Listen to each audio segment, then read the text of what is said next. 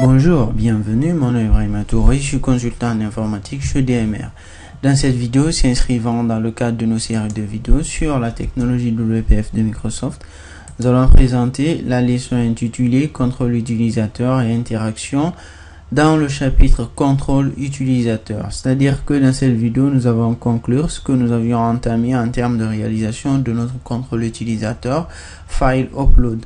Alors ici, nous avons notre contrôle utilisateur de présent et nous avions affecté plusieurs valeurs de propriété que nous avions définies dans le code. Donc les propriétés étant couleur par défaut, couleur état OK, couleur état erreur, watermark, et nous avions aussi défini un événement qu'on appelle quand non fichier change ici à ce niveau. Donc pour l'ensemble de ces derniers, les propriétés étant affectées, nous nous rendons compte que ce n'est qu'une seule propriété qui est au départ prise en compte et qui représente ici la partie de la propriété couleur par défaut. Alors lorsque nous lançons ceci, nous voyons donc que les valeurs des propriétés watermark qui représentent ici la valeur chemin fichier est là, et nous voyons que la valeur de la propriété couleur par défaut qui est à Alice Blue est aussi là et qui se trouve appliquée en termes de fond sur le rectangle que nous avons ici et sur l'élément bouton et dont le content est parcourir. Alors pour nous, l'objectif dans cette vidéo est de faire en sorte à ce que ce contrôle puisse afficher différents aspects ou différentes vues en fonction de la validité du chemin du fichier choisi après qu'on ait cliqué sur le bouton ci. Donc en termes de réalisation, nous voulons que lorsque nous allons taper un texte ici en termes de chemin de fichier, si le chemin de ce fichier là est valide, alors que le contrôle affiche une couleur verdâtre pour dire que le chemin du fichier est OK, et que si le nom chemin du fichier n'est pas bon, par exemple un chemin de la sorte qui évidemment n'est pas un bon chemin, alors en ce moment que le contrôle affiche un aspect rougeâtre pour dire que nous avons une erreur. Et aussi quand nous cliquons sur ce bouton ici, que nous avons une boîte de dialogue qui puisse nous afficher un répertoire dans lequel nous allons choisir le fichier que nous voulons charger dans ce contrôle pour des buts d'upload vers un serveur donné à travers ce contrôle. Donc en termes de réalisation, nous allons partir dans notre contrôle parcours et dans ce dernier, nous allons commencer par nous focaliser en premier lieu sur notre élément textbox ici, sur lequel nous allons réaliser deux éléments. Donc le premier élément ici qui va être celui du fait de binder notre élément texte du textbox ici à la propriété de dépendance texte que nous avons défini dans la vidéo précédente et qui se trouve dans notre code de ce contrôle utilisateur. Donc nous avons texte ici. À ce niveau, nous pouvons autant faire un template binding, mais vu que nous ne sommes pas dans un template, alors nous faisons un binding simple, sachant que dans le code behind de ce dernier, nous savons que ce fichier là est lié par le data context de la classe associée à ce fichier XAML. Alors, en second lieu, nous allons générer un gestionnaire d'événements pour chaque changement de texte au niveau de ce text box. Donc, nous mettrons texte changed. Et pour ce dernier, nous générons un nouveau gestionnaire d'événements dans lequel nous allons naviguer dans sous peu. Et aussi dans notre bouton ici, nous allons générer un événement de clic. Donc à ce niveau, nous mettons clic. Nous générons aussi ce gestionnaire d'événements. Donc nous allons dans notre élément texte parcourir ici, dans lequel nous naviguons.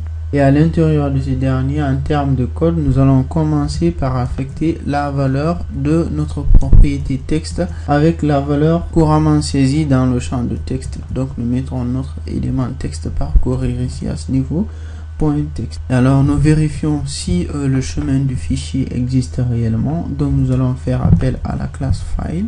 Donc il va falloir que nous importons l'espace de nom system input output.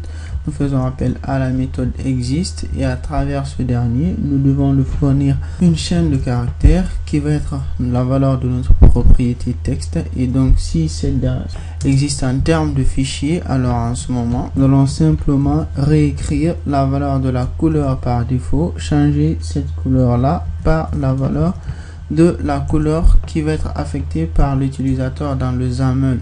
Donc, mettons plutôt couleur par défaut va être égal à la valeur de la couleur état OK. Et dans le cas échéant, en ce moment, nous dirons tout simplement que la valeur de la couleur par défaut va être égale à la valeur de la couleur état erreur.